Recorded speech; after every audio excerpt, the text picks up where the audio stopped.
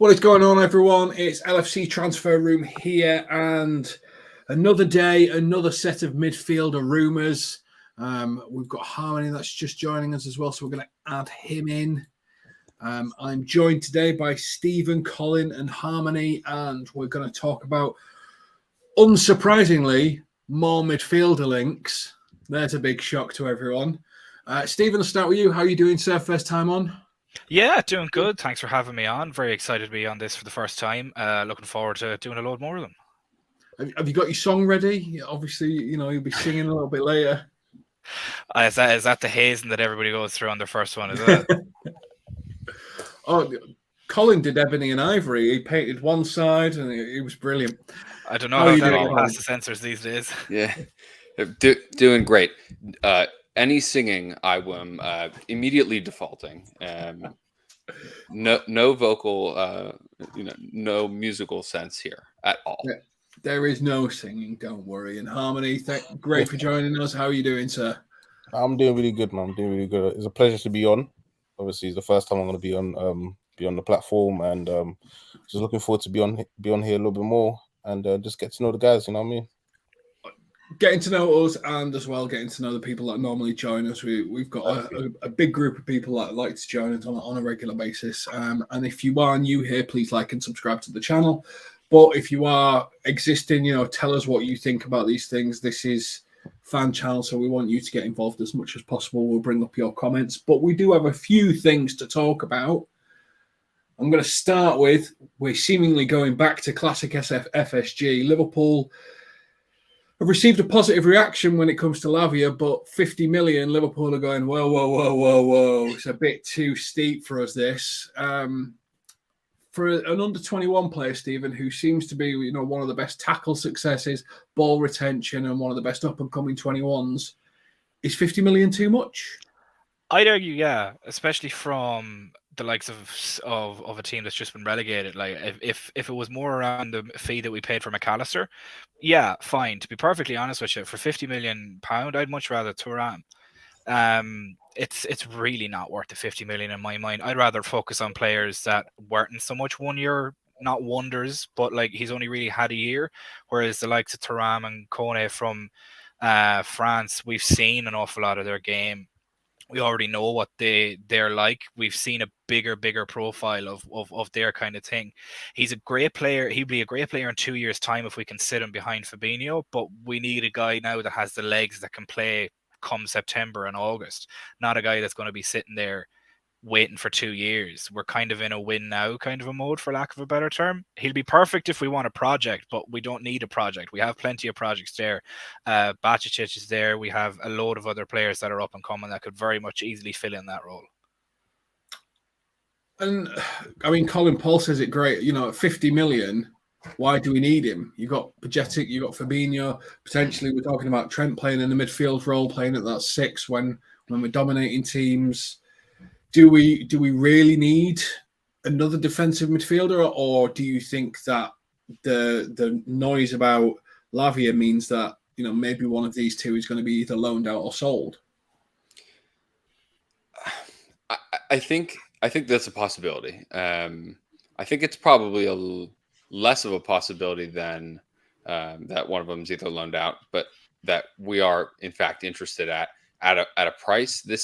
This rings to me as like a pretty straightforward kind of negotiating tactic where, we're going to say that it's too much. And I'm with Stephen. I think it probably is too much on any given transfer window or any given year. I think, unfortunately, with the kind of flexibility that he would give the squad in general, he almost counts as the English tax. You're going to get a player that has experience, that is still very young, that's not going to count towards, that is going to play, that's not going to count towards the non-homegrown.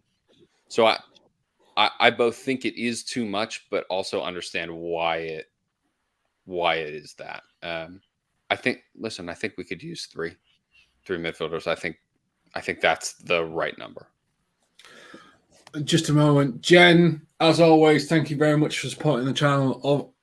great that you got a super sticker in for us, and 10 is incredibly generous. Jen pretty much self-funds most of this stream with the generosity, so thank you very much. And Keith as well. Hearing more about Valverde, and we will come to Valverde in a little bit, but once again, thank you for joining and thank you for the contribution to the stream. Harmony, if Declan Rice is worth 105 million with the English tax, is Lavia worth 50% of the fee? You know, is it just what DMs are going for these days? To be fair to you, I don't think Declan Rice was worth that much money, if I'm being honest with you. I believe he should have gone for around 80 to 90 million. 100 or over 100 mil, I feel like that was a bit too much. I feel like West Ham milked it a little bit, and to be honest with you, it paid off. So, you know, congrats to them. And I believe that Arsenal's definitely got a great player there that's going to help them out in their squad and also give them a little bit of a boost, kind of like a little bit like Van Dijk did for us when he joined the team. He's going to give them that little bit of a boost and, you know, get them a little bit closer to Man City. But in terms of Lavia, I don't think 50 mil is a bit too much for me personally. I think he should be around the 30 to 35 mark, 40 the most that we should be paying for him. 50 is a bit too much for him, especially for a player that's going to be playing behind Fabinho, that's going to be learning from Fabinho, maybe to take over, you know, next season or the season after that. I think that's a bit too much for us to really look into and try to pay that. I do believe that he is worth going after because I think the talent is there. You can clearly see it. He's proven that he can do it at a high level because throughout the whole season, you know, Southampton really depended on him to really, you know, keep it stable down in that midfield because the rest of that midfield was not good enough for them to really do anything. So he was mainly the live wire in that team. So I do believe that we should definitely go and get him because I believe that Fabinho is getting to the age where we need to start looking on to move him on and bring in some fresh legs. And I feel like he's the type of player that if we have him and he'll be like kind of an understudy under Fabinho, it'll be such a great thing because within a year or 2 years' time, this guy's going to be world class. Honestly, he's going to stand out so much. And then that will save us spending probably 80, 100 million like Arsenal trying to find someone else, you know? So I think that in that aspect of it, I feel like, yeah, we should definitely look into getting him. Now, Stephen Harmony makes a great point. When you start, let's talk about it from a balance perspective. So probably McAllister is worth 50 million. And we got him for 35. So on the balance of play, surely paying a little bit more for a younger talent who is, you know, right up there in the under-21s for tackle success. If you're going to overspend a little bit, I mean, we're talking about 10, 15 million. Is that too bad, or is there someone, but, you know, is Thuram a better option, but he's not really a defensive midfielder, it's more a progressive midfielder, which Szoboszlai does the progressive running quite well. And with Fabio getting rumoured to Saudi Arabia, some of the more experienced players, maybe young energy for high press is what we need. Yeah, but in the same sense that we have Szoboszlai for that, Thuram is not so much that he's the same profile, but Lavia is fantastic when it comes to the likes of the tackling and the high ball that comes in. He's a very solid defender on the ground with the likes of his tackles and his blocks and his interceptions.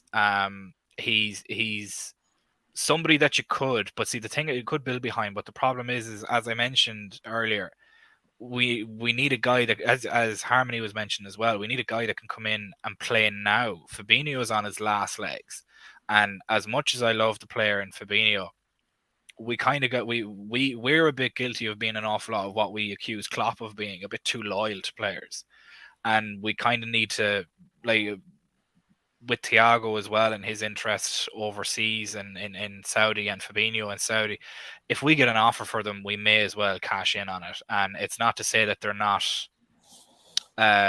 worth it at the moment, but we need to move on. We need to, like, it's either next year there's going to be another Lavia. There will be, because he's only had 1 year of work, whereas the likes of Thuram and Kone, as I mentioned, have had over 130 games each. We've seen what they're able to do. There's an equal opportunity for Lavia to come in and not do anything. Now, he could come in and be world class. I could be very much wrong, and I'd hope I'd be wrong if we bought him and he'd be very world class. But I still think £50 million for somebody who's performed well in a bad team over one season is a little bit too steep of an asking price, when you can spend the exact same money and get somebody with a better body of work in the likes of Thuram, who can be an engine working from the back and a progressive player that can work from the back, almost like a hybrid between Matip and Fabinho that would just push the ball forward to the likes of our playmakers. So I'm going to stick with you for this, Stephen. I'm going to ask you one really straight, direct question. Yeah. If Southampton were in Ligue 1, who would finish higher, Southampton or Nice? I'd argue Nice would finish higher. You think? I think so, yeah. I think Nice would finish higher. And, Maybe that's just personal bias. But Borussia Mönchengladbach is the other one, isn't it? Because that's Manu Kone, the other one that we've been linked with. And I don't think we can argue that they'd finish higher. Yeah. So Nice, yeah. Do you both agree? Do you both think that Nice would beat Southampton, or are we just, are we over promoting the Premier League, thinking it's more difficult? Colin? No, I don't think Nice is better than Southampton at all. The French league just got downgraded in the year-to-year rankings in terms of overall strength. I just don't think that they are a better team. What I was thinking, and I broadly agree with a lot that Stephen's saying in terms of overall pricing for it. I think and you kind of brought this up, James, is that if, we only spent 35 on McAllister. If you would have told me that at the beginning of the summer that we could get Szoboszlai, McAllister, and Lavia for a total of 145, which that would assume that we pay 50 for Lavia, which I think that deal gets done for a lot less. I think Southampton can say that they would like 50. Mm-hmm. I think that deal actually would get done for between 36 and 38 with four in add-ons. I'd be happier with that myself. Like if the 50's way too pricey. I would as well. There's long-term add-ons that get it to 50, isn't there? Yeah. 10. Yeah. I just think for 145, if we were talking on totals, to get the three of them for less than 50 million, if you average it out total, I think that's like stealing. That's very good. I'd agree that it'd be very good business to do it that way. I definitely don't disagree that if they were to try to say, well, we're only taking 50, we're taking 50 up front and that's it, then I think that probably is like, we'll find something else. We'll move on to another target, or we'll just wait them out to see if anybody else will just cough that up. But if we were to just do the deal and to do it for 50, I think that's still, if you average it out across the three of them, I think is still really good business. Really getting McAllister for 35 that's what allows kind of this entire window, I think, to maybe fall into the place that it's going to for us. Now, I'm going to ask Harmony a question, but please put your answers to this in the chat, because there's three Liverpool midfielders. If we are going to sign Lavia, you've got Curtis Jones, you've got Elliott, you've got Fabinho. You've got three experienced midfielders that have been linked about leaving. So you've got Henderson, you've got Fabinho, and you've got Thiago. Who do you want? If one of those has to be sold, who do you want to be sold? And then who do you think is going to be sold? So would you rather be sold? Who do you think would be sold? And please put it in the chat and in the comments. And if you are new here, please like and subscribe to the channel. I think in terms of who I'd want to be sold, and it might sound a bit cliche, to be honest with you, I don't want any of them to be sold. Not just yet. Especially not this season anyways. Because I feel like there'll be an asset in terms of embedding the new guys in and kind of just setting the standards and letting them know this is the standard of Liverpool when you're here. And so when they do go, the new guys kind of understand their roles and exactly how to keep that standard within the club and within the dressing room, within obviously outside the pitch and everything like that. So I think that in that particular aspect of it, I feel like they're needed. in terms of guiding the new guys and obviously helping us. And I feel like because there will be an asset in some point of the season, because we've got a lot of games. We're in the Europa League now, where we'll be playing every Thursday, and that's not really a good thing. But that's the situation we're in right now, and I feel like we need those legs because we can't rely. Imagine one of the new guys gets injured, or both of them get injured. Now at this point, when we're getting rid of our senior players that know how the system works, how Klopp wants to play the game, it creates more of a confusion, and we might be back in the same situation we was last season. So I would want to keep all of them just for this season, and then next season I'll see what the situation is in terms of how much money we got in the bank, because like we know our owners are kind of all over the place when it comes to that particular subject of it. So yeah. And what was the other question? What was the other question? So which one do you think would leave? Which one would you want to leave? So I think you've pretty much answered it in the same breath, haven't you? In terms of you want to keep them all. Yeah, I'll keep them all.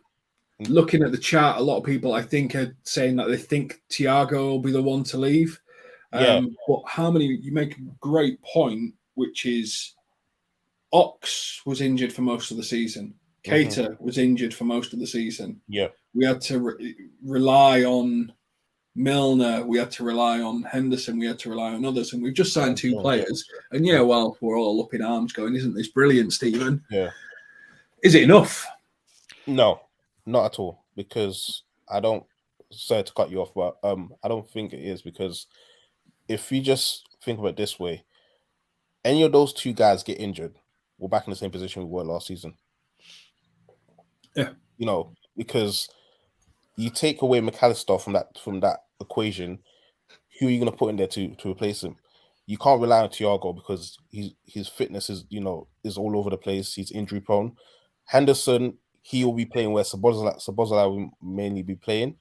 So it creates an imbalance in the team, and especially if you want to bring Trent in terms of the inverted part of it, that's going to create chaos because there's no balance. The balance is not there anymore because we lost a key part of McAllister. Let's say on the other side, we take off. Szoboszlai gets injured, and Hendo has to go in there. We know Hendo right now, from what I've seen, he's kind of going on the decline, and that's quality that we cannot afford to lose. So I think if we can get one more guy in, even if one of those guys do get injured, we can still have that stable balance where we can go back to the 4 and then have 2 holding defensive mid and 1 guy playing, which will be McAllister, because he can do that attacking mid position. So I think in that aspect of it, I feel like we definitely need another midfielder coming in. Makes sense. Where are you on this, Stephen? Keep them all? You can never have too much depth, but too many cooks will spoil the broth at the same time. You're very much caught between a rock and a hard place. We're getting this in the comments. Jones is good enough. Yeah, I say with the likes of Jones and Harvey Elliott, I would keep both of them. I wouldn't sell either of them. Jones really came into his own in the newer sort of a system, in the latter part of the season. Elliott has always been there. He runs himself into the ground. While he might make some mistakes, you could see he was improving. And both of those guys are going to improve with minutes throughout the season. I've no problem in keeping either of them. The older sort of talisman of players, the likes of Henderson, the likes of Thiago, the likes of Fabinho, I think Henderson is, again, we need to kind of be a little bit cold-blooded and cutthroat about it. We need to start letting go of some older players to allow fresh and new blood to come in. And I suppose, to actually counter myself earlier, that's a position where Lavia would actually come in quite well, funnily enough, to contradict myself. If we were to let 1 or 2 of those guys go, while we do have the likes of Jones, Elliott, McAllister, Szoboszlai, Fabinho, Stefan, and then we have Lavia just sitting there and learning along with Stefan, then we would be fine in that sense. And if something was to happen to any of the current players that'll be starting, we'd be fine because somebody else can come in and fill the role. But there's something to be said for having people there, and I know this was said on the last stream, and it was very much a Henderson love story, where we wanted to keep him to set standards. But realistically, if you're playing for Liverpool, you already know it's a standard to be met, and the players that are already there, that have been there for a long time, the likes of your Van Dijks, the likes of Robertson, the likes of Trent, even though he's young, the likes of Salah, the likes of those older players that could vow for a captaincy, they can very easily take over the role that the likes of James Milner and Jordan Henderson had. You're not going to join Liverpool and not expect to have a standard that's there. It's one of the biggest clubs in the world, if not the biggest, behind some of the Spanish clubs. Like, it's an interesting question with regards to standards, isn't it? Because standards are set by leaders and leaders are followed by men. And, you know, if it was so easy to find great leaders, Colin, then replacing Jurgen Klopp would be a breeze, because great leaders are easy to come by, but great leaders are not easy to come by. And whether that's in a captain's role or whether that's in a leader's, you know, a manager's role, is it a year too soon to completely change the leadership team? Or should Trent, as the scouser in the team, be really sort of moving up in his leadership type responsibilities? Both. He both needs to take more responsibility as a leader, because I think that they already look to him as that. And with the turnover that we've had, I think it's too soon to be letting go of someone. I mean, if we were talking about just number of midfielders needed to come in, if we only have 2 come in this summer, we need 2 more next summer. Which has been my like biggest argument for getting that third midfielder in now, because by the time that you need them next year, then you don't have to worry about betting them into the team, and making sure that they understand what the standards are. I think it's fair and fine to say that they should know and they should just understand what the standard is for the club, but I don't think that that's really what the like interpersonal dynamics of a team realistically are like. If you were to just replace everybody, I think that leaves a big void of, especially like vocal leadership. And I just don't know. Isn't it? Everyone goes through a change curve where you go through denial, depression, and I think we had a bad season at that. And then you've got acceptance and improvement. And I think if you change everything too quickly, but at the same time, if you sign a load of players that aren't going to play, you can end up in a toxic environment where people are like, well, like a bit like we saw with Fabio Carvalho's Instagram, where he was like, I'm just a photo guy now and stuff like that.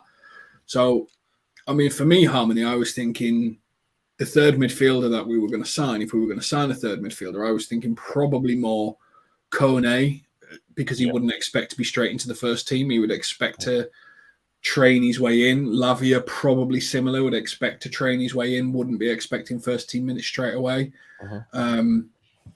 But I think we also are playing with the idea, you know, you've got Levi Colwill, you've got another Inacio, and then you've got more experienced centre-backs and right-backs like Pavard being linked. You know, would you spend 50 million on another midfielder, or would you start moving that big money to the defence and some long-term stability in defence? I think we're Liverpool Football Club, to put it simply. We shouldn't be choosing between one or the other. We should be getting both, to be fair to you, because if you really look at our transfer for the last couple of seasons, we haven't spent anything. We barely touched anything within the transfer, and so for us to be struggling to be getting these 2 players is kind of baffling to me, and I'm sure to quite a lot of few Liverpool fans that are kind of confused of where did all the money go, you know. So, but to answer the question, I'll say get both. It shouldn't be an issue for us to get both, and we need both if we're going to play the way we want to play, in terms of how we're seeing the way Klopp is kind of transitioning the team and, you know, trying to bring Trent more into the midfield to the playing the whole inverted. And we need another centre back that can play on that left side. And if Trent comes in, we can play back 3, and then we'll have Fabinho just dropping in between the two centre backs. So we would definitely need both. In terms of Lavia and Kone, I think Kone will be the much better player in terms of physically. He's already there. He has the maturity because he's been playing for longer. So it won't take him that long for him to embed and really take over for Fabinho. But with Lavia, you can see the ceiling is much more higher than Kone's, but he will just take a little bit more longer to embed himself in the team and kind of learn the system and learn from Fabinho. So yeah, I think we should definitely just go for both. It's a good question, though, isn't it? You raise a really interesting point there, Harmony, which is, could Kone hit the levels Fabio hit, and could Lavia hit the levels that Fabinho hit? And I don't think necessarily both of them could hit that level. I think you're probably right that Lavia could probably get to the Fabinho level, and I'm not necessarily sure. And I may be wrong. Manu Kone might be able to get there, but I'm not. Yeah. I haven't seen it yet because I haven't seen it in the Premier League. Yeah, the only thing that will worry me about Manu Kone is the knee injury he picked up. Yeah, that's the only, for pardon the pun, but the crutch that I would have on him would be that Lavia would be more suited to fit. Would have more potential to hit that level than Kone.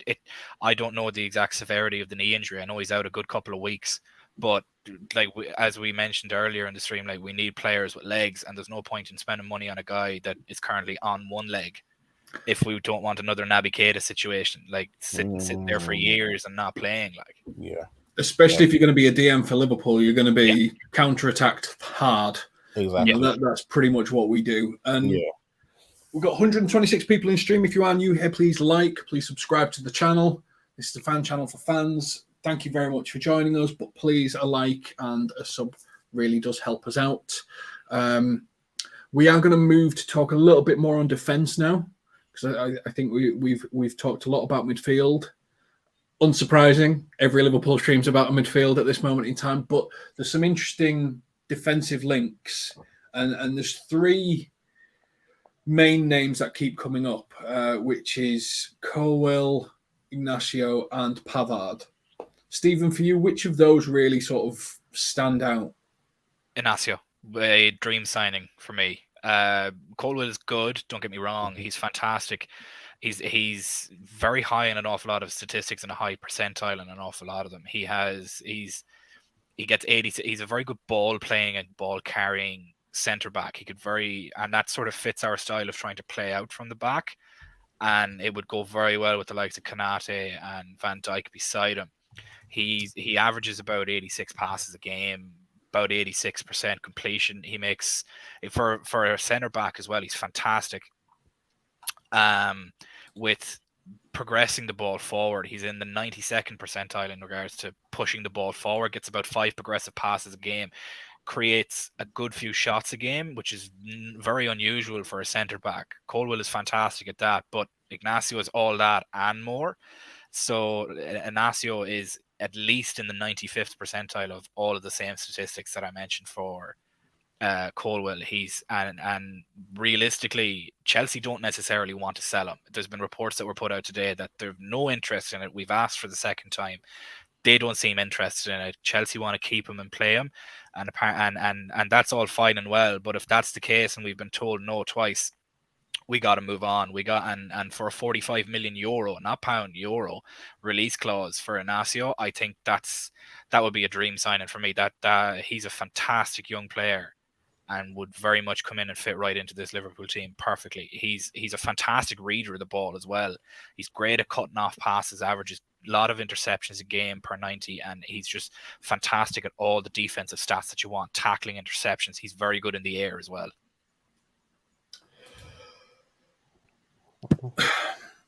Colin, I'm gonna give you the mathematical headache based on what Steve's just said, which is, okay, we sign Inacio, and then we're full. Foreign players full. Mm-hmm. So it's only English players from then on, or and so Thuram's out. That can't happen. Mm-hmm. Lavia, I think, would be in for a season and then he'd be out, unless we obviously moved out Adrian, which you would hope will happen next season. So Colwill's got his benefit from the English perspective because it gives us more flexibility to keep the squad depth that we talked about earlier. But is it? And I think Stephen may be right in terms of ceiling. I think he's potentially got the higher ceiling than Inacio. He looks like a hell of a player, and all his stats are really high. So it's a really difficult balance and pick, isn't it? which one would you go for? Call us release clause FC, pay them the money and get it done. I think Steven's really correct. I really like Colwill. I think he's one for the future. I don't think for the price and for what we would have to like battle Chelsea on, I just don't. I don't think it is worth the headache and the time that it would take. And then for it to be like more than 85 million pounds is probably what they're going to ask for. I think Inacio is the much better like business and financial decision. And what Paul said, I believe is right, is that even after Lavia is outside. If Lavia becomes homegrown, then you can go for the international centre back. Yeah. But if you then went for Thuram and the international centre back, you'd still have a different problem. You're in trouble still. Yeah. Yeah. Unless they don't plan on registering Adrian for the Premier League squad, which is possible, but truly would be 3 keepers registered. Don't we have to? Don't we? Yeah. But it could be. I mean, you could register a youth team, but what's the point in signing him if you're not going to register him? I mean, for the same reason that we keep bringing him back, Klopp just must like the fact that he shows up, is a professional, does his job, is supportive. They talk about, locker room guys and having that be an integral part of like a team. I mean, that's got to be the only reason, because he's not going to touch the field unless, well, heaven forbid he touches the field. If we're in that position, we're already in trouble. And truthfully, I don't mind him being around at all. Like, I think those people are really important to the like locker room dynamic of a club. I don't see the point in registering him. I just don't. And if we have to have 3, throw Harvey Davies on there. Like, if we have to get to that point, he's not going to be worse than Adrian would be at this point. And he's not going to count against it. So that, in terms of like kind of structure of, in terms of structure of the roster and who is going to be registered where, that is the most logical thing I can think of. I'm sure there are other rules and regulations that I'm not fully aware of. Because and we may lose a midfielder or something like that. It may open up another slot. There's loads of different variances, but how many? If he goes, there's another one. How many, in terms of thinking about Pavard as a potential defender? That's a name that's been linked a lot. Obviously, he can play right centre back. He can play right back. Would that give us options to not sign a midfielder, move Trent into that sort of Xabi Alonso type midfielder, defensive midfielder, playmaker type role? His pressing was one of the best midfielders in the Premier League in the second half of the season when he was playing that role. Yeah. So are we discounting that Trent is probably the third midfielder and a right back is the essential signing? You know what? I'm gonna say something unpopular. I don't believe Trent should be playing in midfield. Honestly, I don't. I think the inverted role suits him so well, because what it does, it gives him so much more time on the ball. If you see the way he was playing for England, if you see the teams that he was playing against when he was playing for England, those teams are not serious teams. You know what I mean? Like, their midfield is rubbish. So you can put a Trent in there, he can do whatever he wants. You do that in the Premier League, we're gonna get found out. If you think that he's not great defensively while he's playing the right back, now you put him in the midfield, he gets caught out. That creates space in the midfield where someone else has to go cover, and that leaves us open in the midfield. So I believe that inverted role he should continue playing that inverted role, and we should still focus on getting a centre back and another centre midfielder instead of just focusing on the right back, because I don't feel like he can play right back. He's been playing right back like this for the last 5 years. You know, nothing's changed. The only thing that's changed is that we had a really, really bad season and our midfield was rubbish. You know what I'm trying to say? So when people say to me, "Oh, Trent needs to be in the midfield," no, he doesn't. The only reason why we were so bad is the midfield was not great. We had so many injuries. Now you put new bodies in there, new legs. I believe that Fab will be much better this season because he's going to have legs there. There's going to have people that can help him out. So he won't be having to cover so many people for a lot of majority of the games. So I feel like that will be better. So changing the things and putting him in the midfield, I don't believe that's going to be that's going to solve our issues. Our issue is we didn't have great midfielders. Now we're trying to resolve that problem, and I believe that he should still just stay in that inverted, side of the game in terms of, and just getting a centre back and another centre midfielder. Stephen, I mean, we'll move this on to you. Obviously, one of the perks of someone like Pavard is he's a defensive-focused right back. Yeah. And what we've seen in the counter-pressing that Jones and Trent did together, you put Szoboszlai or McAllister there, you've got a strong midfield counter-press with a strong defensive backup with, positionally, when you've got two centre-backs, a right-back and a left-back, you move Robertson,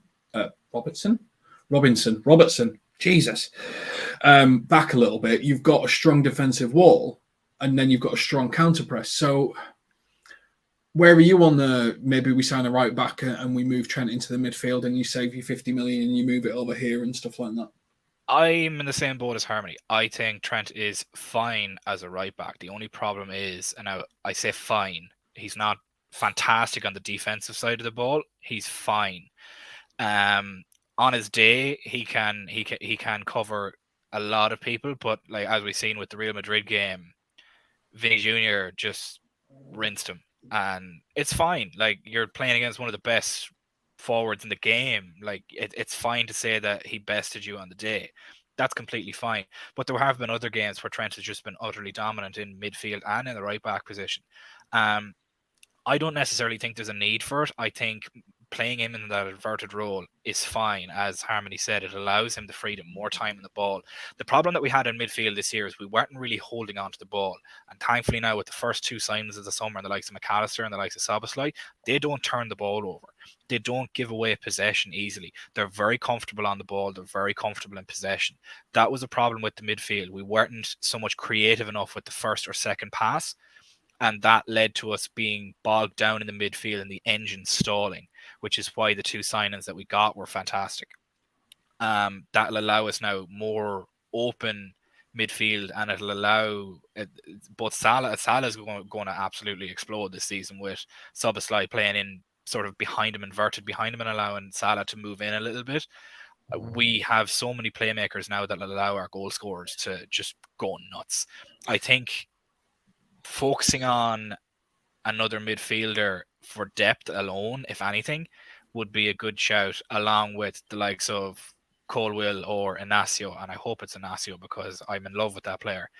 I hope it's him. And I think if we do end up getting Lavia at the reduced rate, he does count as homegrown, because I think he's been in England not long enough. So that would solve that problem straight away, where we could go and throw the 45 million euro again. Like, that's what astounds me. It's euro, not pounds. We'll be paying the same amount that we would nearly have done for McAllister, a little bit more, for probably one of the best young centre backs in the world at the moment, who can go on to be a very dominant centre back. But with regard for Trent to move into midfield permanently, I don't think it's a necessity. I think he can move in there when needed and play sweeper and push the ball up. But realistically, no, we don't necessarily need to focus on a right back to move Trent into midfield as a third midfielder. Not at the moment anyway, unless something drastically goes wrong, or if somebody good becomes available at a very, very cheap price. The likes of Sevilla in Spain, they're in financial ruin at the moment, on 90 million euro. So we could find value on a very, very cheap basis there to come in and fill for Trent. I haven't looked into any of their players, so I don't necessarily know the levels of quality that will be available at that position, or even the midfield position there. But there could be bargains to be had there too.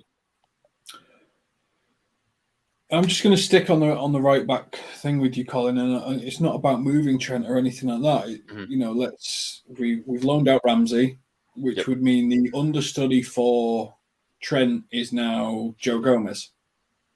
Mm-hmm. Do we need to sign a right back just so that we've got an effective understudy who actually plays right back? Because if we convert Trent into this inverted fullback role or anything like that, if he gets injured, your entire structural team has to change, because you've got no one else that can play his role.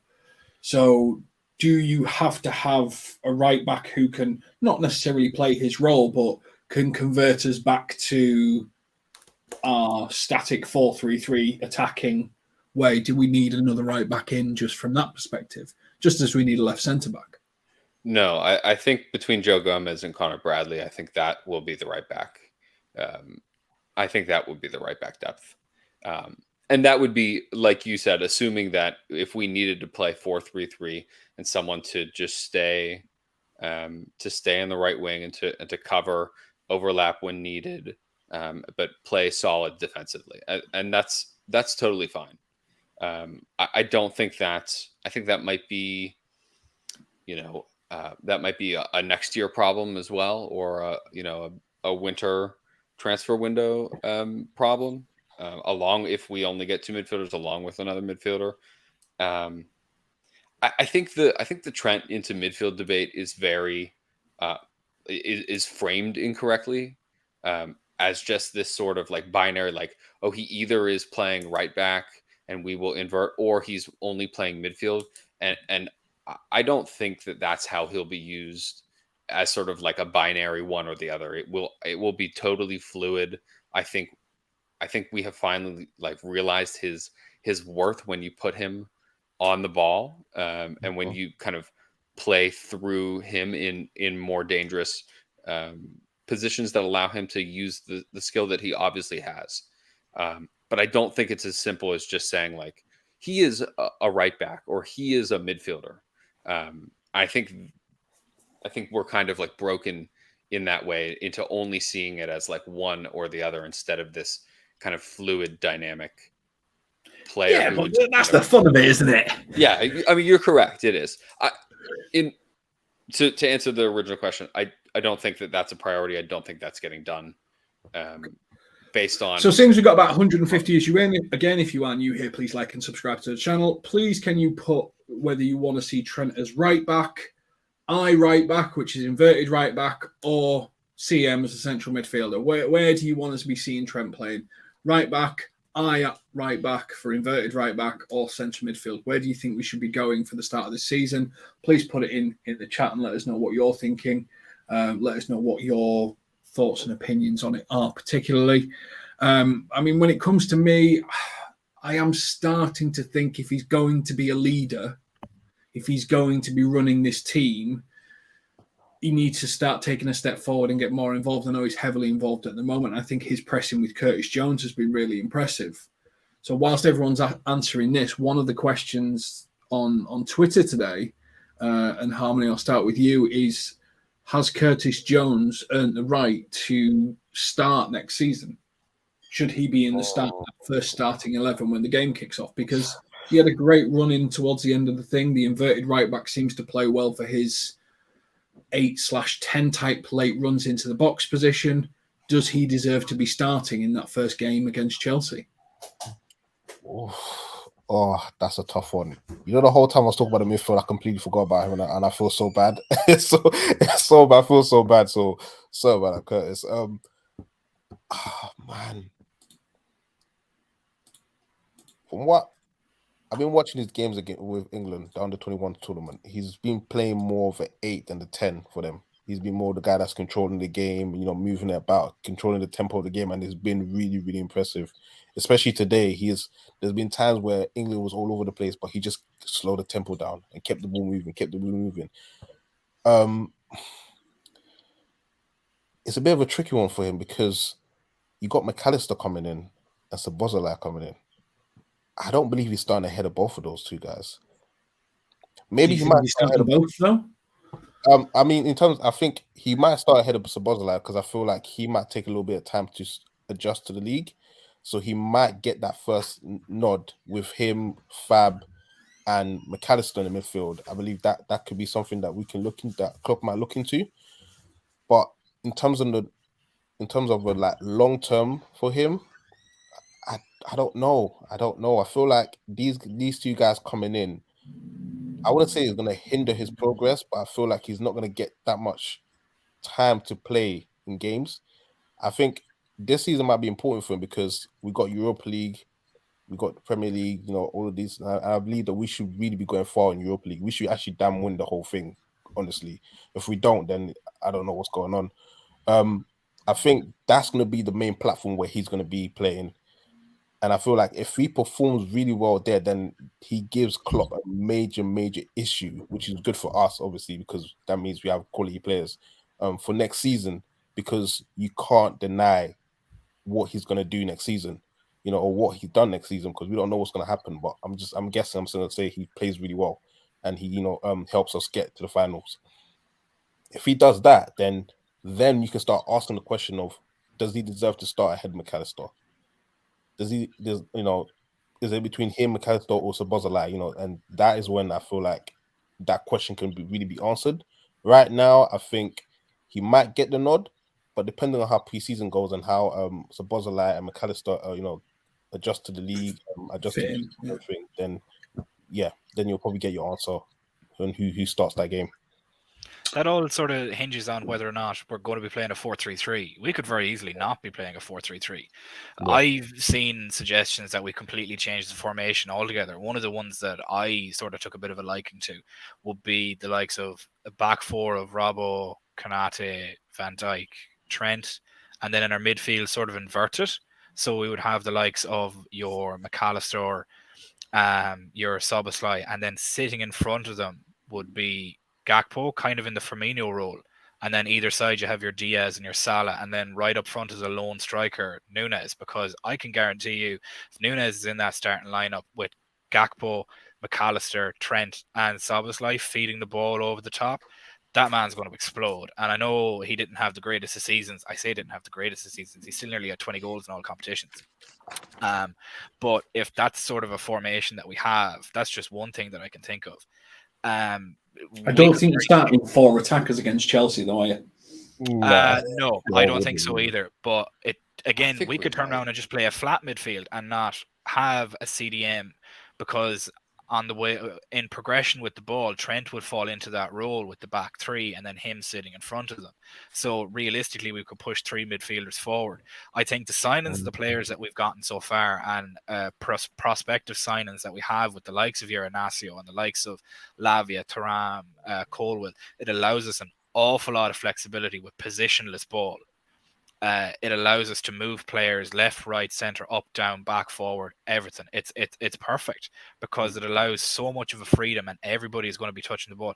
Like, we didn't really consider the fact of Harvey Elliott or Curtis Jones in this either. You could very easily have a midfield of Curtis Jones in the middle and McAllister and Szoboszlai either side of him. He doesn't have to start instead of them. He could start with them. It all really depends on the type of formation and the play that Klopp wants to do. But what's fantastic about it is we've depth. If we've a midweek game, you can rest somebody. You can put Szoboszlai in if he hasn't been playing at the weekend, or you can put Jones in if he hasn't been playing at the weekend. That's what we kind of lacked going through the last season, is certain older players, the likes of Thiago, got injured and we didn't really have them. Don't even get me started on Naby Keita. But the likes of those players, that if we had 2 or 3 more midfielders, even young guys that were there last year, we would have performed a whole lot better. That was technically one of our worst seasons in the past 6 or 7, and we pushed Man United all the way to the end on the last game, nearly, for a Champions League spot. So I am very, very much excited for how we're going to move forward with it. It could end up being very, very positionless football coming into and I think the preseason is going to be the perfect time to try and implement that and see where people will fit in, how they'll fit in, and if they can manipulate certain positions. Like Szoboszlai is going to move around the outside of Salah. McAllister could very easily slip in behind the front 3, and then Trent could come in and fill in a role there with Curtis and have the press, and as you said, James, of a counter-attack coming back, and that could work fantastically too. It's an exciting time to be a Liverpool fan because there's so many options. I completely agree, and I think, and I'll come to you for this, Colin, one of the things that's been going through my head is obviously Trent in this inverted role, or whether it's a central defensive midfielder or whatever it ends up being, his clever long balls into the box where Curtis Jones makes the late run has been having absolutely devastating effect. So what do? Do you rush out to Trent? Well, now we've got Szoboszlai, who's an outside the box shooting specialist. So when he's got the ball, you've got to rush towards him now. So then that gives Trent even more room, and that gives Salah more room, and that gives Diaz more room, and that gives Gakpo more room. So we're doing things that are just creating more and more space. And I kind of like the midfield trio of, if you include Trent as the inverted, Fabio, Curtis and Szoboszlai, because I think that gives so many rotational options for the attackers and things to go forward. That I think if I was to predict a midfield to start against Chelsea, I would probably more go that. Maybe McAllister instead of Szoboszlai, but I think it will be Fabinho, Curtis, and one of those two with Trent in the inverted role. That'd be my prediction. What are you thinking? It's funny that we're specifically talking about how the midfield might line up. When the last stream, I was kind of doodling through a bunch of different formations, and the formation I have to start against Chelsea is out of possession 4-2-3-1, with I think Fabinho is going to start. I think he's going to have a real resurgence. I think he's just starting that defensive midfielder. I don't know if it's going to be Szoboszlai or maybe Curtis on that other side. And I have Gakpo starting as the 10 essentially, and then in possession to kind of shift to 3-box-3, with Trent sliding into midfield low, Gakpo kind of shifting over to that left side and getting into the box in that way, and then whoever the midfielder is on the right side shifts upwards, plays then in that inside, that sort of Henderson side. I think regardless of what it ends up specifically being, I think the point is that all of a sudden we have a lot more dynamic options in midfield, and we can play a lot of different formations. We can play straight 4-3-3. We can play a box midfield. We can play a diamond. There's all of a sudden there is a lot of different options and a lot of different people who slot into a lot of different holes and are better than our options previously. I think we were really sort of hampered not just by the injury, but by not having the ability to play the people who were available in a different formation or in a different way, and us only having that specific one way of going about things.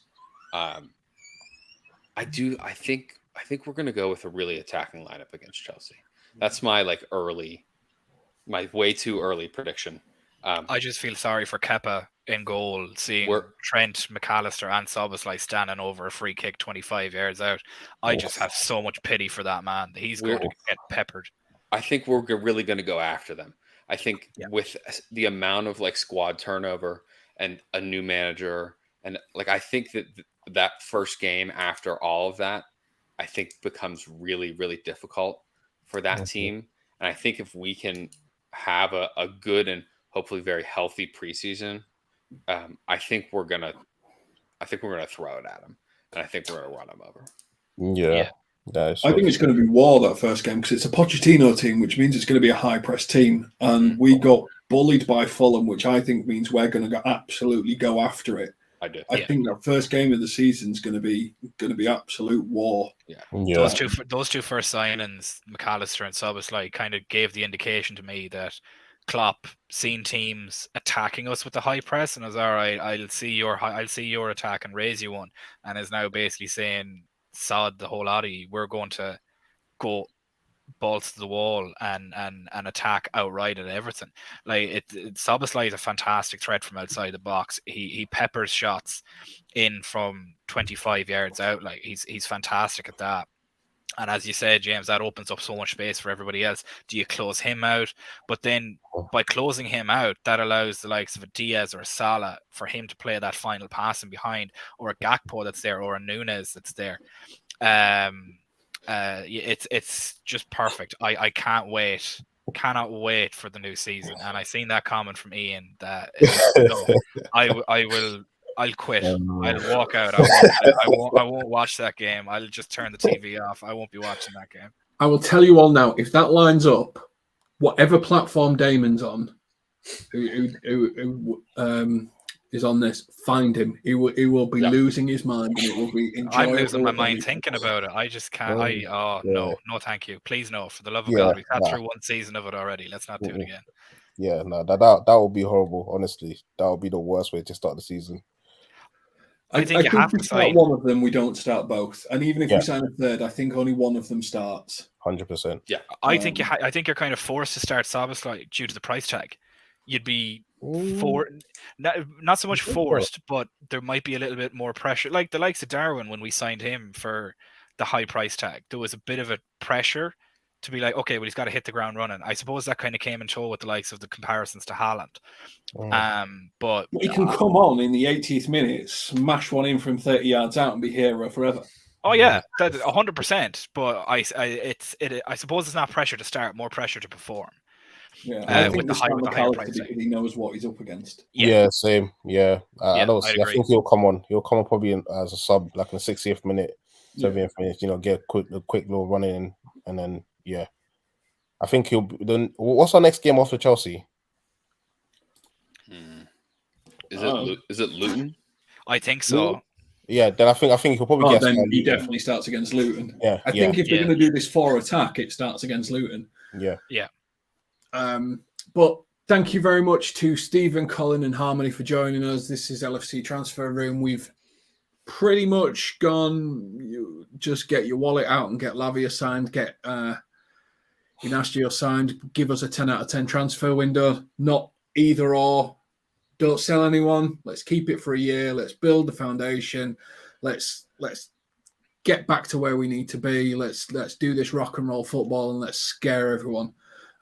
This is LFC Transfer Room. If you are new here, please like and subscribe to the channel. Thank you very much to Jen and to Anit for their super stickers in today's stream. We will catch you on the next one. Take care.